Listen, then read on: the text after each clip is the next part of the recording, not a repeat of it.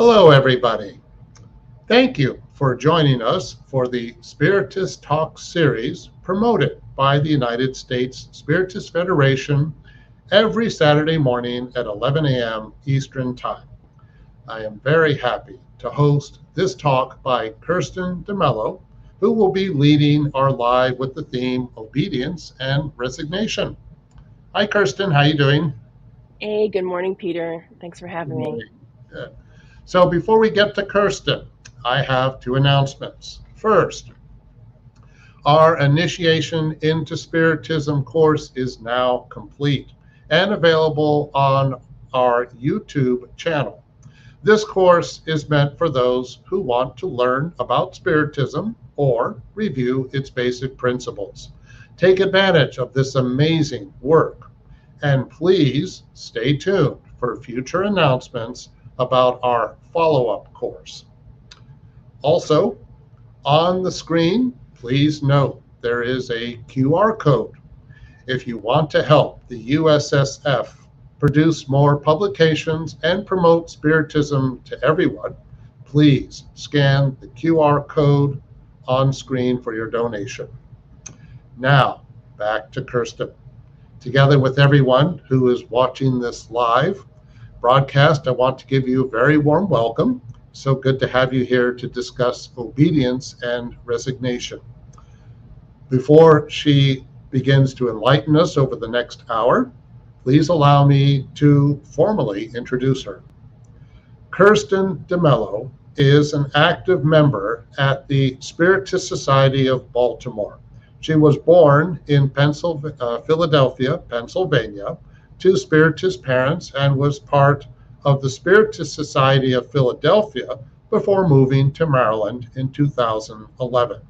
She has participated in the Spiritist Medical Congress and multiple Spiritist symposiums here in the USA.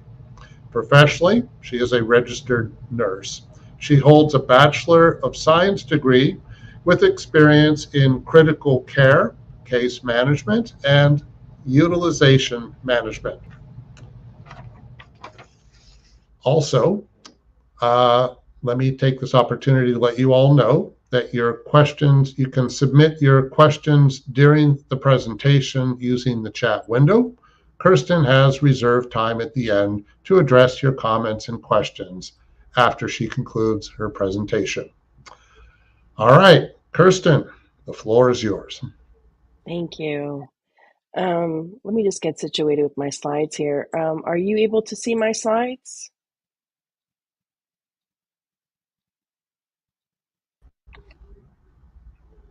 Can you see Yes. my slides? You can see my Yes. slides. Yep, we Okay, can see. great. Just making sure. I just switched screens. With technology, we just want to be Indeed. extra careful. So good morning, everyone. It's a pleasure to be back. It's a pleasure to be in the presence of such dear friends and a huge responsibility to be here talking about this topic.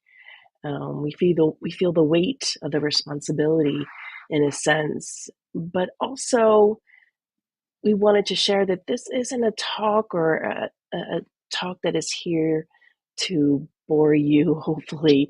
It's one that truly comes from the depths of our soul. It's a topic that touches every life on this earth. And the reason for that is that who doesn't suffer?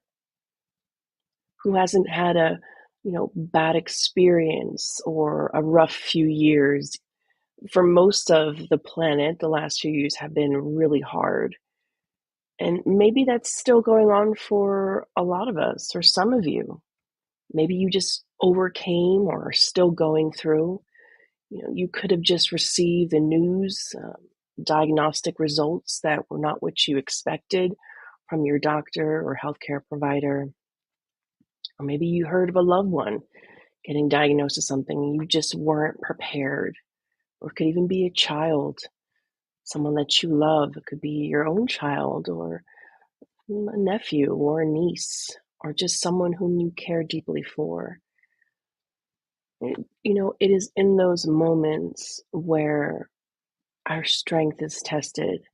It is in those few seconds, those few moments when we first come to know of something that we didn't plan for, we didn't think would happen, that calls to us to make a decision, whether we know it, consciously or unconsciously, and whether we know that we're making this decision voluntarily or involuntarily.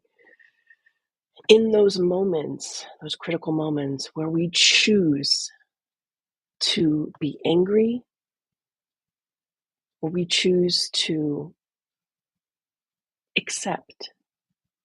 Now let's take a moment here to acknowledge something, that it's important that we be authentic, we be honest with ourselves about our feelings, because pushing things down and acting as if things are okay or that you accept things, but really deep down you do not, also is not beneficial and helpful. So first and foremost, being authentic with how you feel, allowing yourself to feel and acknowledge your feelings, and also realizing that it's an opportunity. Now, all of this doesn't necessarily happen in that moment when you get or come to know of or go through a difficult situation. Sometimes it's sometime after that, after the initial shock has worn off. Sometimes it's a day, sometimes it's a few days, it could be even longer than that, depending upon the situation. We all have our own journey to travel with this. But today we wanted to share with you this real gem, this this gem that you can keep with you wherever you go. A lot of people, and I remember when I first was going into nursing school over a decade ago, and getting really excited and going to the store, because at that time I think the internet wasn't super big. Amazon wasn't what it is today, so I actually went to a store because I wanted to have some emergency things in my car. I wanted to have it was this face mask, in case if I was ever out and I needed to perform a CPR. I wanted to have that on my person at all times. And I remember being so joyous about that, and just having other, like an emergency kit in my car, because I had to drive quite a ways to school and to work. So I was just excited to be able to be of use at all. So, and we think about that now, and I had that CPR mask for so long, and no longer have it. But I think about that, and I think about that in terms of our own spirituality. What are we carrying with us when the need arises, when something happens, and we can pull it out of ourselves, so to speak, and use it in that moment? Many people don't prepare for emergencies. They don't have an emergency kit in the car. I remember when I got my first car, and my father said to me, make sure you always have a blanket in the car. You never know, winters can be cold, if something were to happen, always keep a bottle of water in your car, things of that nature, and I think I was 19 at the time. And with that, I always thought about, being prepared. And even Joanna DeAngelis tells us in Happy Life to contemplate death. Not that it's morbid, because when we say, let's think about death every day, we think that maybe that's morbid, but it's not. But let us be prepared as much as we can for what may lie ahead. But the truth is that most of us are not prepared. The truth is that probably the average person is not prepared for any emergency, or very little at that, let alone when it comes to dealing with struggles, challenges that can really just knock the wind out of our sails, so to speak, or when the rug just gets pulled out from underneath us. That is the time, it's the moment of truth, as they say, right? But this is not an opportunity for us to be harsh or judgmental of ourselves or others. This is just a moment we want to share that this is a gem to carry with you: obedience and resignation. That through all things in our lives, no matter what it is, no matter what we are enduring, there are certain things that we cannot change, that is just not in our power to change. Those tend to be the external things.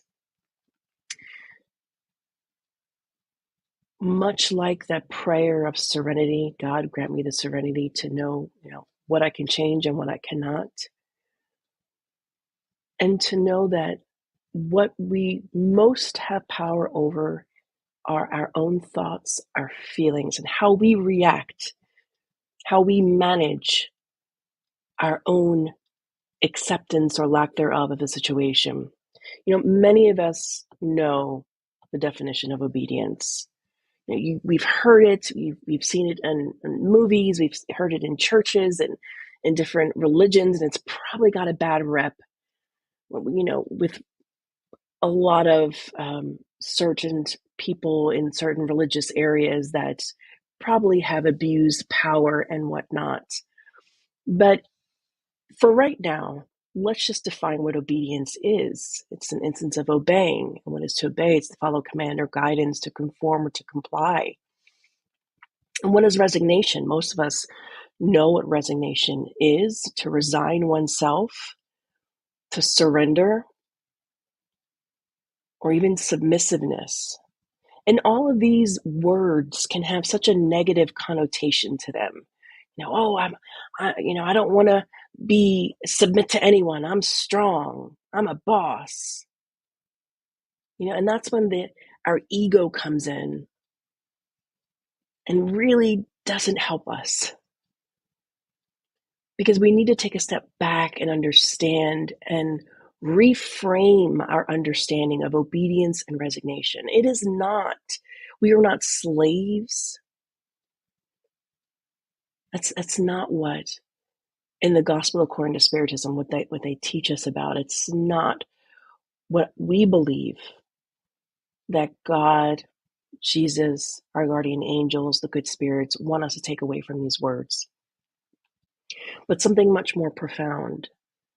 It is a deep and inner movement that happens, and it is only something that an individual can experience and go through.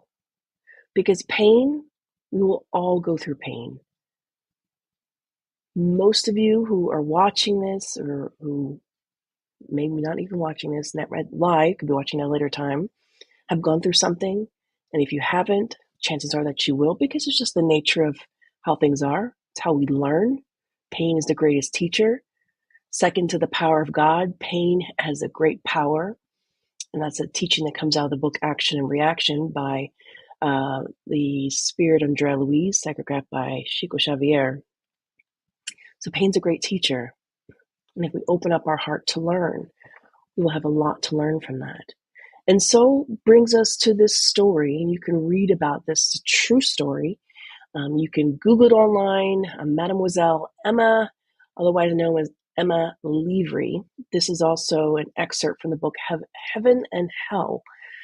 But she was an actual person. She lived in 1842, and she in Europe, and she was the protege of Madame Taglioni. She was a ballerina and very well known in her time, but she was young.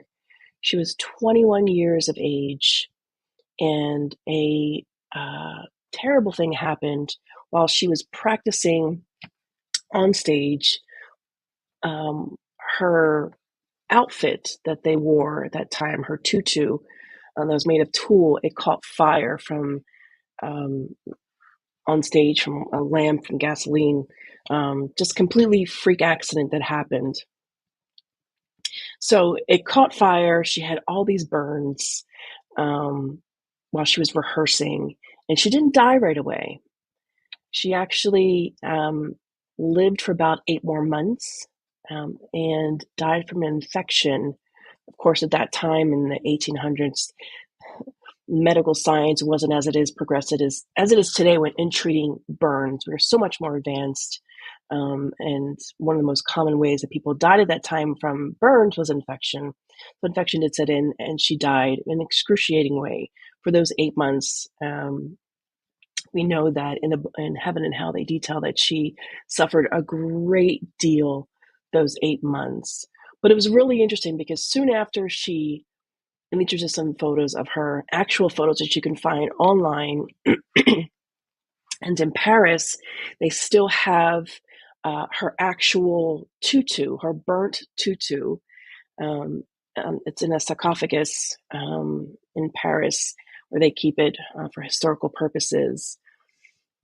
But what was really interesting was after she passed, there were some members, excuse me, at the Parisian Spiritist Society that knew of her and were thinking of invoking her. And then she came spontaneously and shared that indeed she did suffer tremendous amount. But even though she didn't have any understanding of Spiritism or life after death, and as a matter of fact, she was a Catholic and a devout Catholic, and she explained,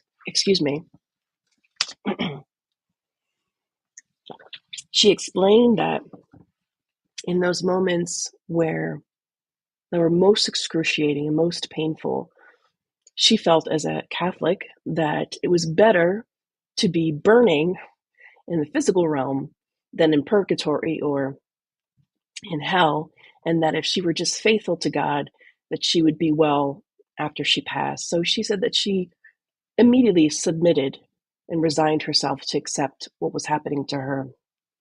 And she gave spontaneous communication in the following way. And we could see, as she was marked as one of the happy spirits, that even through this excruciating thing that happened to her, she was already very wise for a 21-year-old, and a wise spirit as well. And she said the following: those who suffer while on earth receive recompense in the other life. Be resigned if you are stricken. Bow down before the supreme goodness of the omnipotent God whenever he gives you a heavy burden to bear. If he calls you after great suffering, and if there is no complaining or moaning in your heart, you will perceive the recompense that God has reserved for you. You will see in the other life, the happy life, how the little pain and suffering of earth are. Always worship God. Love him with all your heart. Pray to him above all. Pray to him confidently. He who is your support while on earth, your hope and your salvation. Excuse me. Truly a moving message from someone who endured tremendous physical pain, but she was at the height of her career. 21-year-old, highly talented, already very well known. You can even say quasi famous enough for in Paris they have kept her tutu, so she was of importance. But she was knocked down at the prime of her life, 21 years old, when her life was just starting. And she could have had every reason to complain and to say, my God, I'm 21 years old. Why is this happening to me? And no one would have blamed her for questioning that because it makes sense. But she made the decision early on to resign herself to accept the will of God. What was happening to her, she couldn't change it. What she could change, she realized, was her own emotions, how she reacted to this terrible accident, quote unquote. Nothing happens by chance. We don't know the backstory. It wasn't shared in Heaven and Hell, but nothing happens by chance. It's so much easier when we stop fighting against the current. This is the key. This is the gem in obedience and resignation. Because when we do the opposite, when we rebel and get upset and get angry for an extended period of time, because there's always the initial reaction, and then you can remedy it. But when we continue on and on to rebel and fight against what is, we suffer more. Our pain is more painful. It's almost as if we double our pain and suffering by not accepting it. But when we choose to accept, to find acceptance, it is like the most soothing, calming balm or experience you can ever have. It is a peace that can come over you that is almost superhuman in a sense. And the interesting thing about it all is that in accepting that which we cannot change, it helps us to be more connected with the divine and feel even more invigorated because we get in touch with the self, with our purpose, with our true being as children of God. And in the Spiritist understanding of obedience and resignation, the gospel tells us that obedience, we can think of it as the consent of our reason. We understand. And resignation is the consent of the heart. It is not God wanting us to submit to his harsh reign. Quite the opposite. There are lessons that we can learn if we take advantage. Pain is here to teach us. If we can be open, if we can flip the script, if we can learn to reframe what is happening to us, we will be able to experience so much more peace and actually learn the lessons that we need to learn. Well, let's dive a little bit deeper into this passage in chapter 9, item 8 of the Gospel according to Spiritism. There's a message from Lazaire. We're only bringing a very small portion of the message. You can read it. You can read it in its entirety in this chapter in the Gospel. And it's short, made shorter by me just bringing a small excerpt, but it can easily be overlooked. We can read it. It sounds very poetic. And we read words in the gospel and they sound amazing. And oh, that sounds so beautiful. Like listening to an orchestra play a beautiful harmony. But it's more than just listening. We can't just hear it. We have to take it in, understand it, digest it. And much like when I would carry around that CPR mask, carry it with us. When we need to utilize it and draw strength from it. The gospel says, at all points, Jesus' doctrine teaches obedience and resignation, two very active companion virtues of meekness. And if you don't know what it is to be meek, just as a reminder, because it's such an important virtue to have, to experience, to be, is to be humble in spirit or manner, submissive or compliant, but not in a negative way. But to not be rebellious. And we learn in a similar chapter about meekness and affability. In layman's terms, it's just being loving your neighbor, being kind to others, smiling, which, by the way, doesn't come natural to everyone. Contrary to popular belief, not everyone carries within them the sunshine. Sometimes we bring from many lifetimes or from our upbringing or what have you. But it's okay because we can learn to be different. And the gospel continues on. Although people erroneously confuse them with the negation of sentiment and will. People think being obedient and resigning is giving up and having no feeling. And that's not at all what it is. It's quite the contrary. It's giving yourself permission to feel authentically what you're going through and to know that it's not about my will, but it's about God's will, and trusting in the greater design that perhaps I don't understand. Perhaps I don't remember what I had agreed to prior to reincarnating, and that's okay. But as the saying goes, letting go and let God.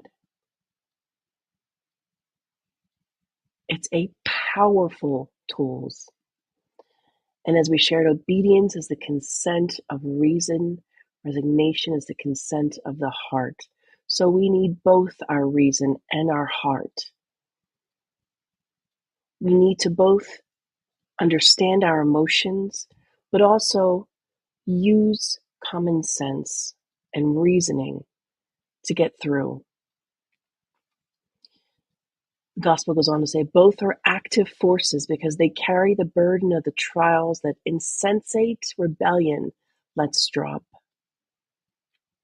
The coward cannot be resigned, just as the proud and the selfish person cannot be obedient. Jesus was the incarnation of these virtues, scorned by materialistic antiquity. These are gems to remember. If we are proud and selfish, we cannot stand in obedience. And if we are cowardice, if we don't want to face what is staring us right in the face, we cannot be resigned. So it is in facing ourselves authentically that we can begin this process.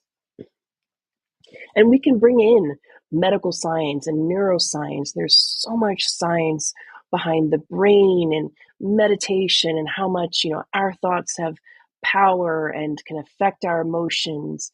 And there's that famous saying that neurons that fire together wire together. And this is a quote from Deepak Chopra, who wasn't the one to be the one to coin that phrase, by the way. It was another neuroscientist in the 1940s, Dr. Hebarian. But this quote comes from Deepak Chopra, where he's quoting this other neuroscientist: neurons that fire together wire together. You can rewire your brain for higher consciousness by focusing on love. So we have power over how we choose to experience life. That is our greatest superpower. We have that power within us. And so many of us are faced with that,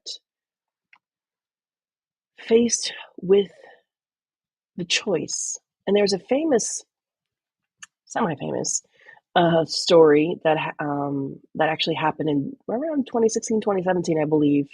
And it was this famous person, Sheryl Sandberg, and her husband, who perhaps was sort of well known, kind of in the field of technology and things of that nature. And Sheryl Sandberg now, I believe, is one of the owners or co-owners of the metaverse, aka Facebook, nowadays.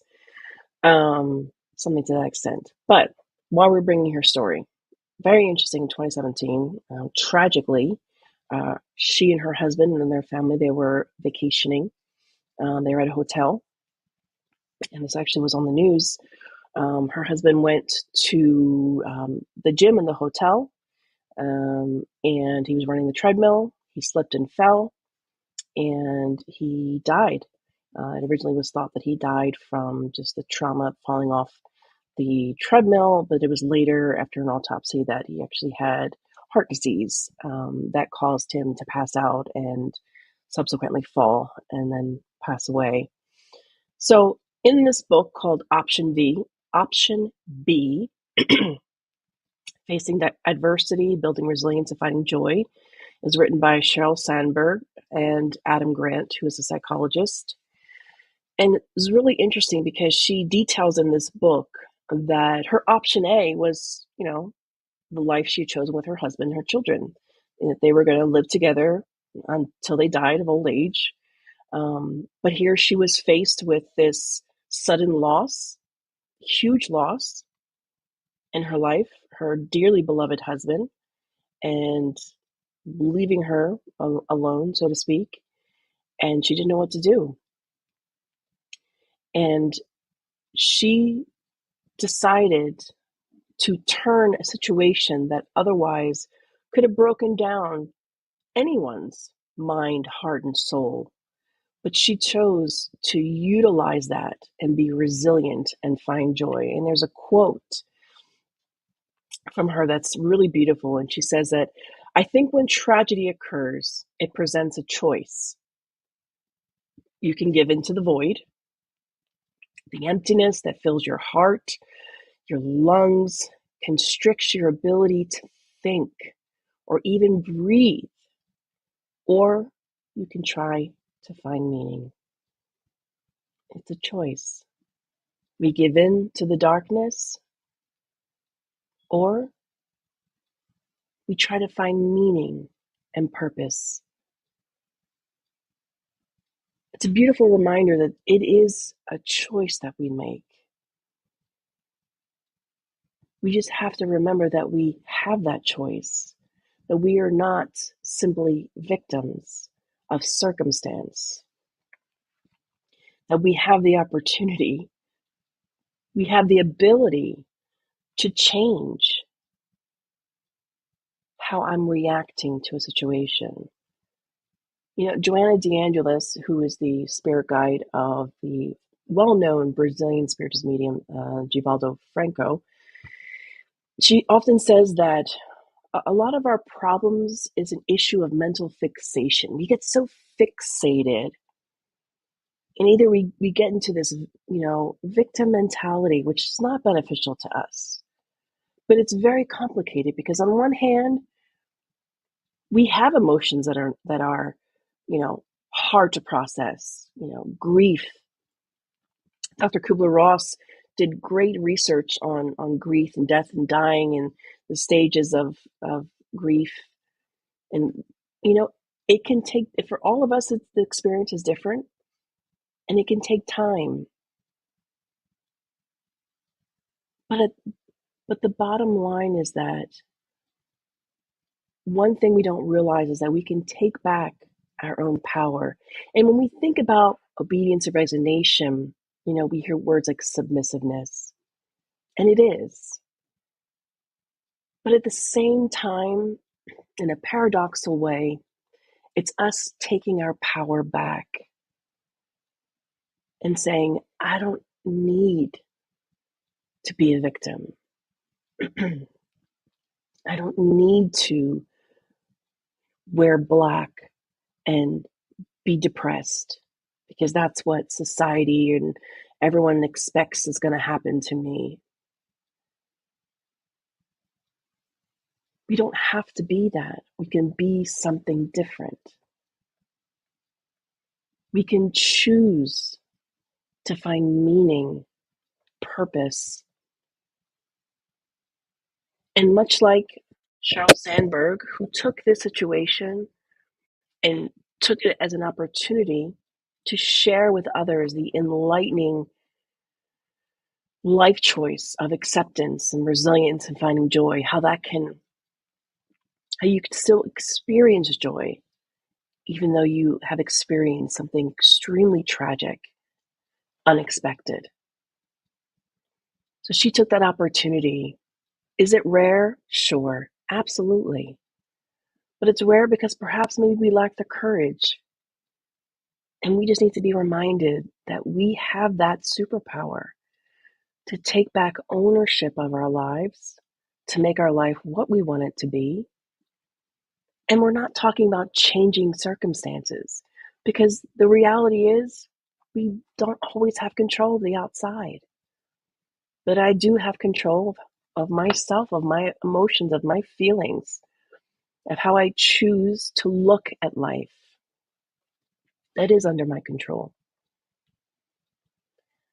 And Joanna DeAngelis, in the book Times of Health and Conscientiousness,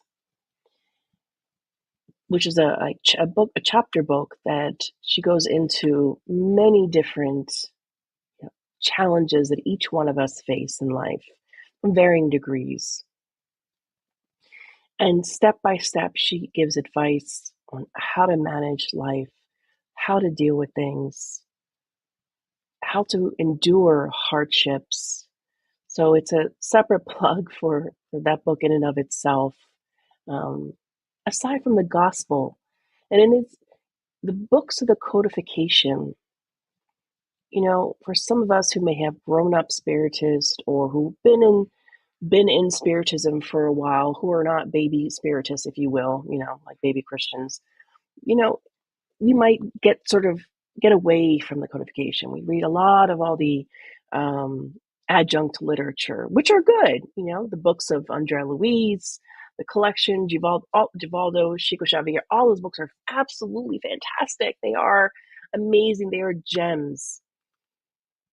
But as we reread the gospel, from week to week we read it, it is such a great reminder to be more proactive, to utilize this gem of a book,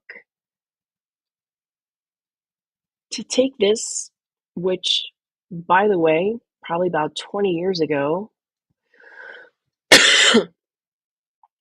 I'm trying to think my age and counting backwards, we didn't always have these books in English and readily accessible.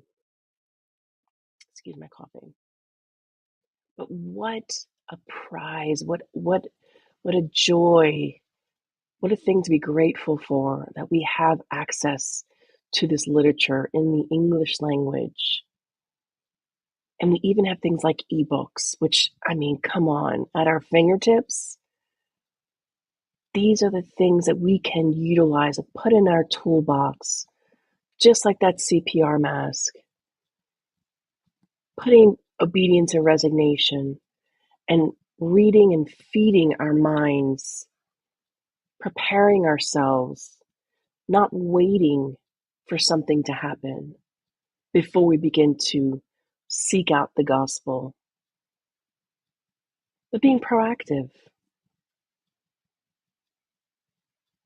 It is one of many other superpowers that we have, that we can change our lives and change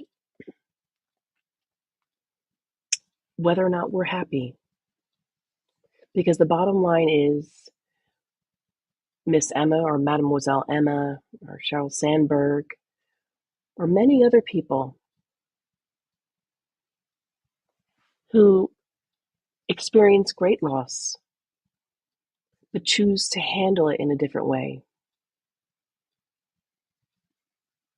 Stephen Hawking, who for the longest time, if you aren't familiar with who he is, very famous scientist, writer, thinker.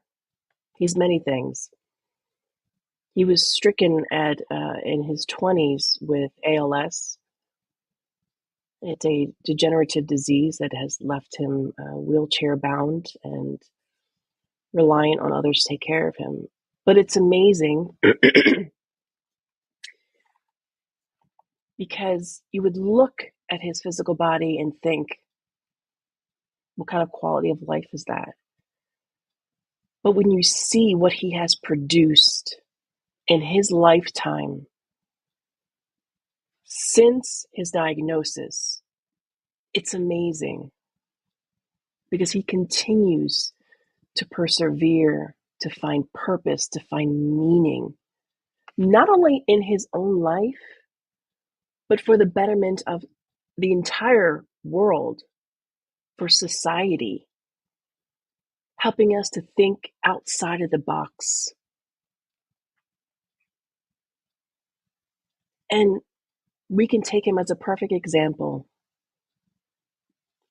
He could have easily just become depressed, gave up his work, his scientific research, his everything, this great mind, and threw it all away.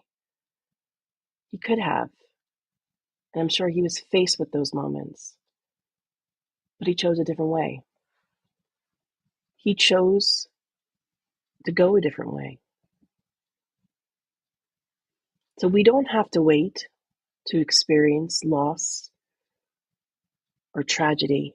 We can be proactive today.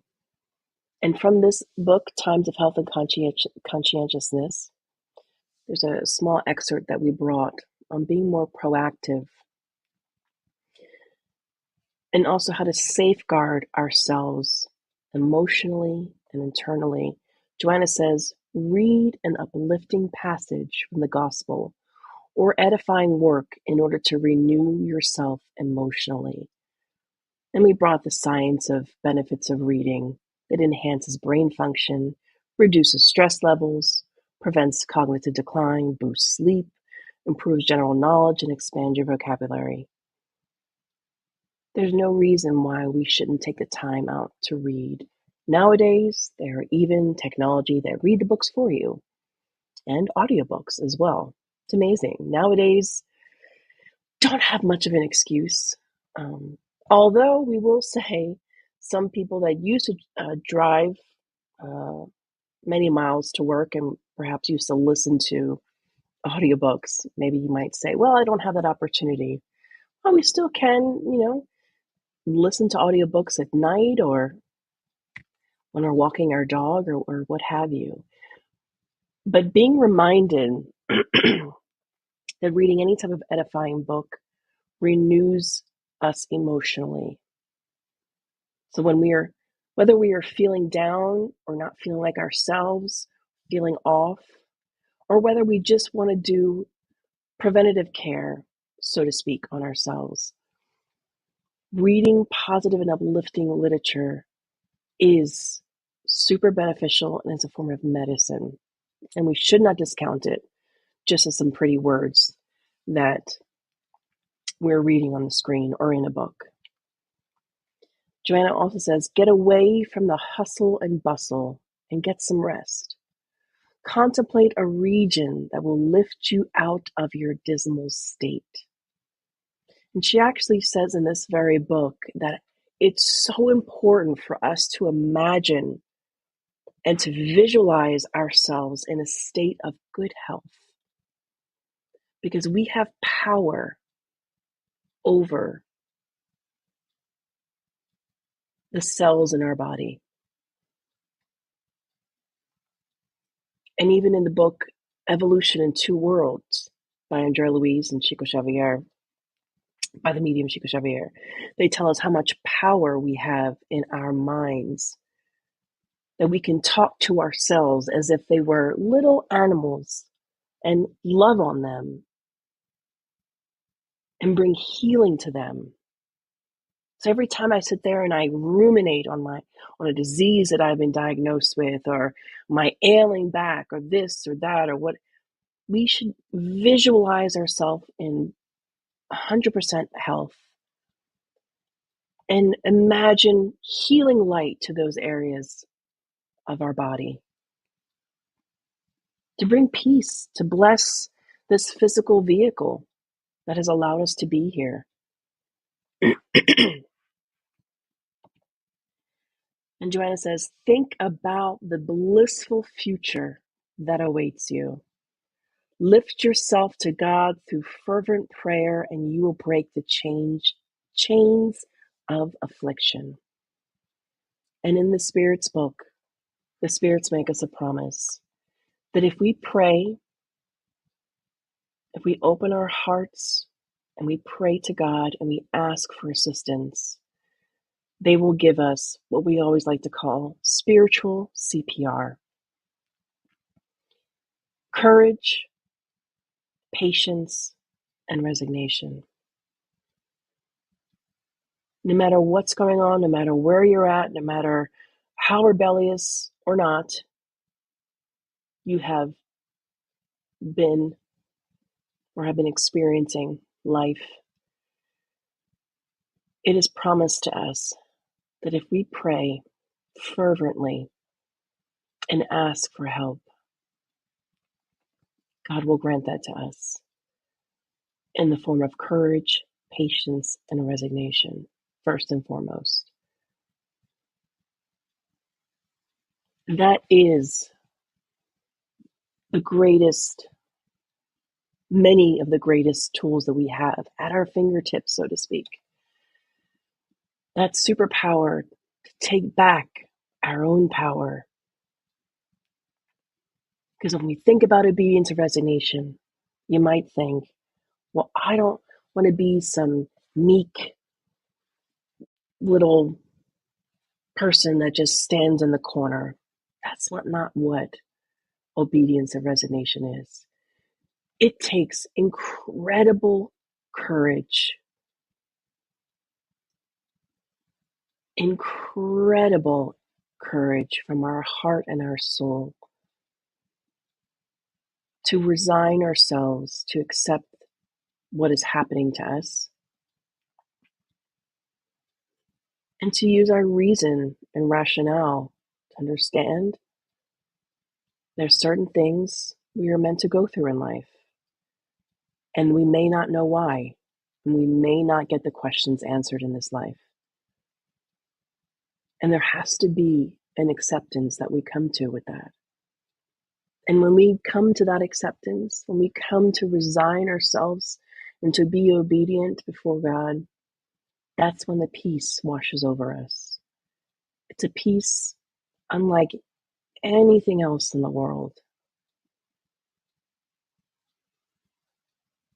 So why not? Why not choose that and let go of our old ways of doing things, our old habits of wanting to project this image of strength, and I'm going to punch through these walls and hear me roar and rebel. We don't have to be that way. Strength also comes in allowing ourselves to accept what is and the truth about what is and what's in front of us. That is truly a superpower that each one of us possesses. So I wanted to thank each and every one of you for being present here and sharing this moment with me as I try to figure out where the screen went. My screen went blank. Yep, my screen went blank.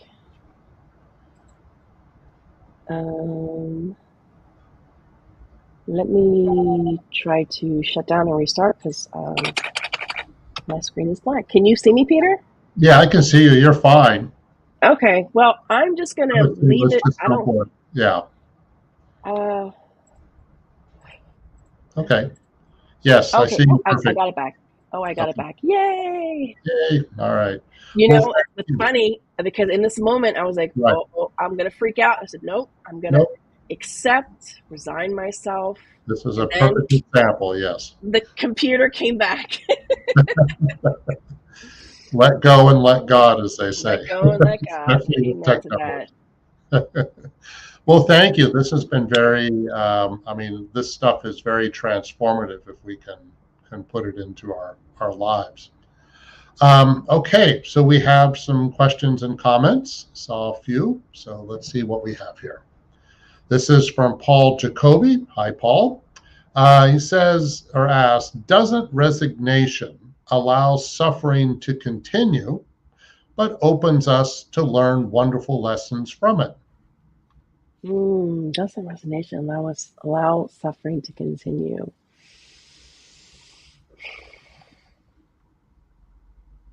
So, whenever we are going through a hardship, whether we choose to find acceptance in it or not, we will experience challenging and difficult emotions and thoughts. And some would describe that as suffering. So, does resignation allow suffering to continue? I wouldn't put it in those words. As a matter of fact, I would say it doesn't. It minimizes your suffering. So, if anything, I would say it mitigates. It's almost as if you were to take a spiritual Tylenol, if you will. That's not even a really good comparison, but it's a way to lessen our suffering. Because in acceptance, when we accept and resign ourselves to what's going on, we're not fighting against the current. And that's what's generally is more painful, when we're constantly fighting against what is. Mm-hmm. But when you let go and accept, it's so freeing that I guarantee, it's not me guaranteeing, this is what we've learned in Spiritism, it lessens the load of suffering because you find peace. Your suffering is replaced with more peace. Are there lessons to be learned? Absolutely. Will you still experience pain? Sure. But when we find acceptance in it, it changes the flavor, if that makes sense. I hope that answers this question. Yeah, I think that does. I think that captured what he was getting at by allowing suffering. We're at least acknowledging that it's there, but it doesn't mean we have to, that the more we learn how to handle it, the easier certain things can become. Yes. Okay, let's see what we have next here. This is from the Spiritist Network. Some people prefer to use the word acceptance instead of resignation because resignation may give the sense of weakness. What is your thought on that? Yes, and I think I think the word resignation has gotten a really bad rap. It has become the persona non grata in terms of words, because it's like it has a negative connotation to it just throughout history. You know, like the slave resigning itself to its master. And it's not that way. Again, that's why it's so important to have an open mind, to reframe things and look at it differently. And if changing the word is important for us to feel differently, that's okay. Mm-hmm. You know, as Shakespeare said, a rose by what is it? A rose by any other name. You know, it doesn't matter necessarily what we call it. What matters is the internal, the internal change that happens within us. So if the word acceptance feels better to us, we can use that. Mm-hmm. So there's no harm and no foul in the actual word itself. Right. Okay. Very good. Thank you. Next question or comment. This is from Yasko Arkava. Hi, Yasko. Hi, dear friend Kirsten. Great topic to analyze in what stage of moral evolution we are. Rebel or rebelliousness versus acceptance may indicate whether we are here to expiate the wrong done or to test if we finally got God's design, using pain, suffering as an evolutionary instrument. Please comment on this. Yes, thank you so much, Yasko, and for the comment question before the other two as well. So yes, no, definitely. It's somewhere in the Spiritist literature, I want to say in one of Joanna DeAngelis's books, that we can know our level of advancement, and we can also sort of know how far or how much we have to go by how we deal with difficult situations. So there's a phrase or a saying that if we are suffering and are able to not cause suffering to others, we are on a good path.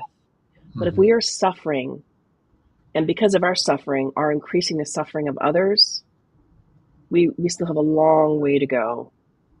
So it's just something for us to think about, that the sooner we accept, the sooner we allow ourselves to be open to ask the question, what can I learn from this? The sooner we can get through it, learn from it, evolve, change, and be better. Right. It's not about eradicating suffering. It's learning how to react to it in healthy way. Exactly. Yes. Okay.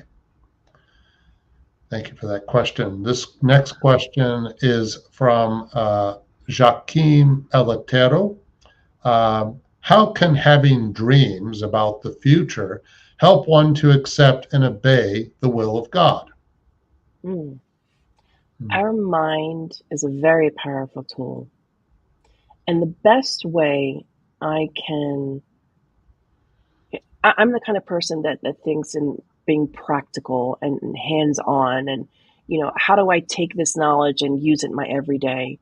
Well, the best way to learn, Joaquim, is to actually practice this, to sit down and decide what certain things you want to, begin to visualize in your life. And you will see, bit by bit, day by day, as you continue to visualize that, how your own mentality, your emotion, how things begin to change for you in your life. Because you begin to open up a space in your mind, in your mental field, for something different. As opposed to us always thinking about the doom and gloom, rehearsing, tragedy in our minds. We project this out into the atmosphere, opening ourselves for, the negative influences around us to affect us in a bad way. And we all have, and it's one thing that I was remiss in not mentioning, we all have spiritual influences, and it's the reality of life.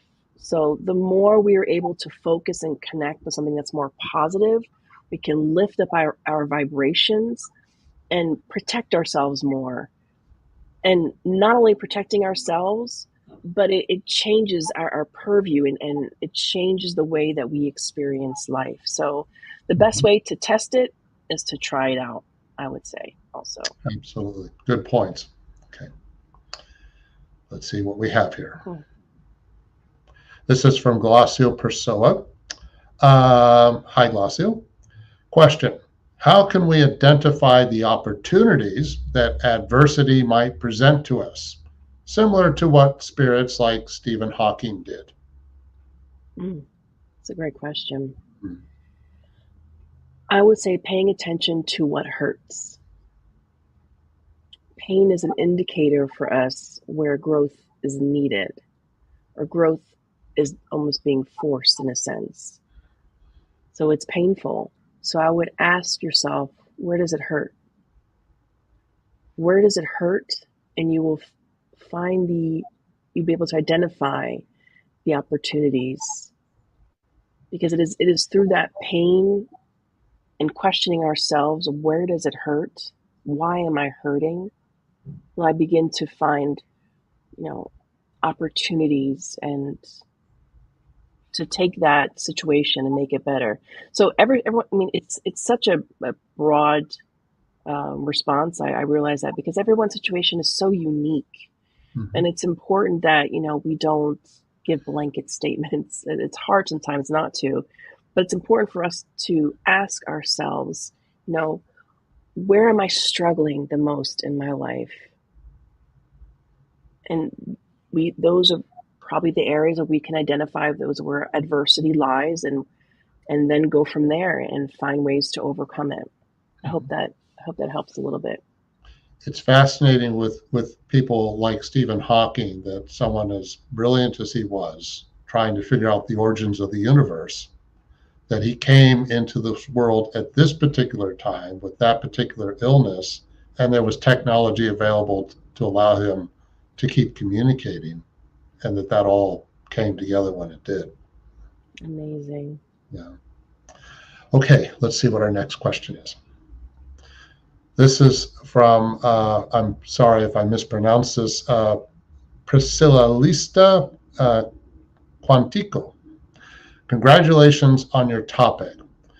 Do we have free will if we have already chosen the trials we will go through before coming to Earth? Great question. Yeah, free will. So I want to break down this question first in saying that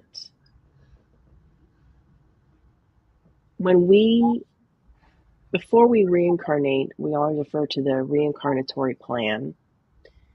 And some of us might think that the plan is, okay, I'm going to go to A, then to B, then to C, then to D, in those very specific pinpoints. When in reality, it's more like God analyzes, I would say God, the high spirits, when putting our life plan together, analyzes our strengths and weaknesses, what we need to learn in this lifetime, with the time allotted to us, and what are the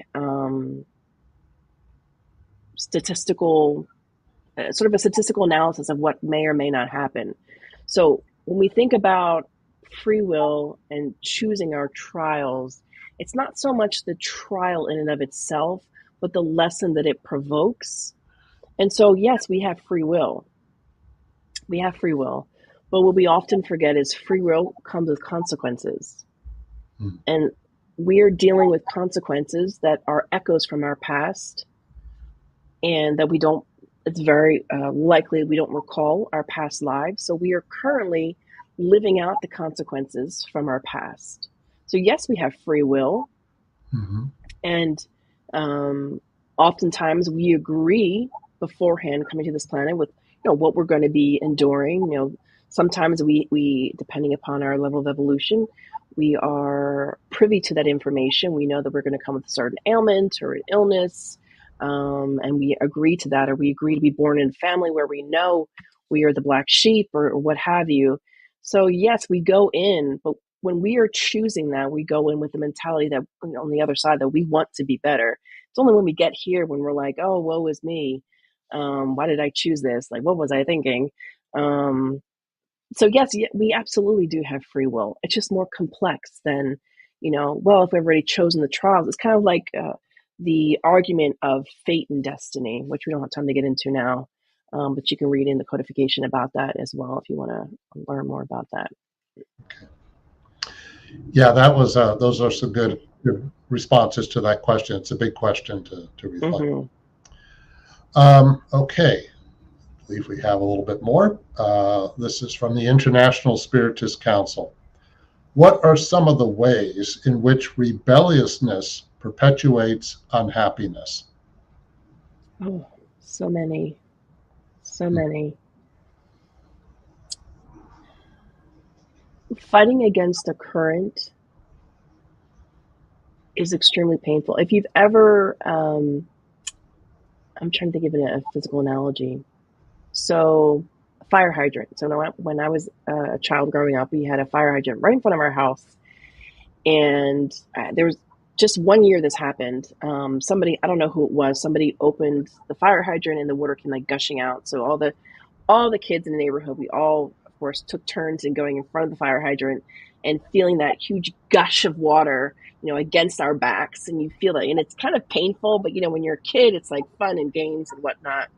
But it is painful. You stand there long enough and close enough, you feel that pressure against your back, and it's kind of like that. You're fighting against something that is useless in fighting. And we say useless in a very charitable way, because unless you've gone through a hardship, it might be difficult to visualize this. And I speak from the depth of experience that Rebelliousness perpetuates unhappiness on so many levels. When we don't accept what is, we suffer.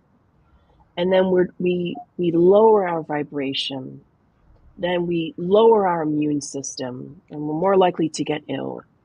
And then we lower our spiritual immune system as well. And we allow ourselves to be more open to negative influences from the spirit realm.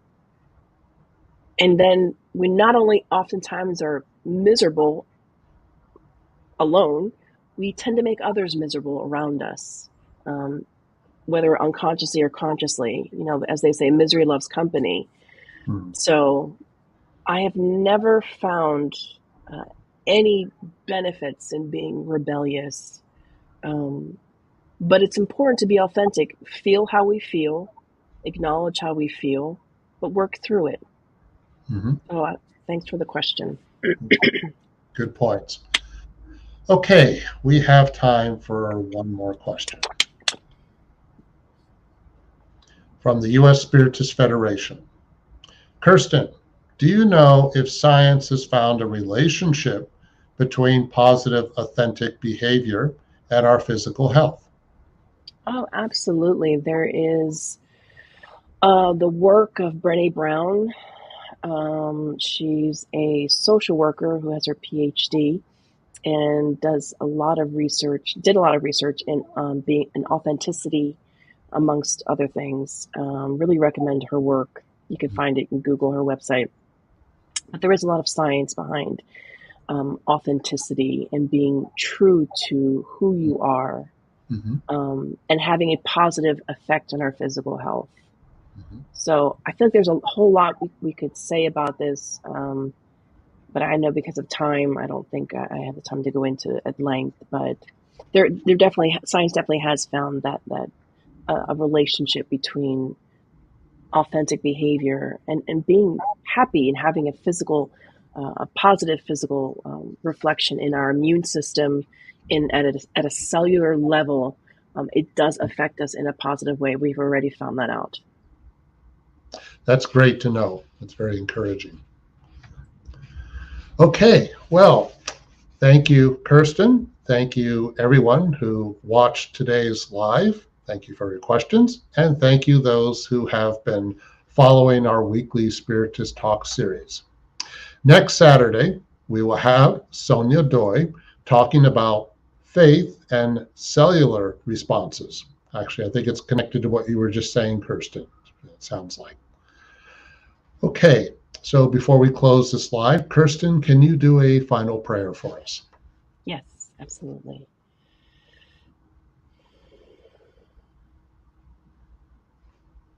As we lift up our hearts and our minds to our divine creator, to our model and guide, Jesus, in thanks and gratitude for our spirit benefactors, for our like-minded friends, for this work. We thank you for the blessing of this opportunity to be together, to share in this rich knowledge, and to feel the love of our Creator closer to our hearts.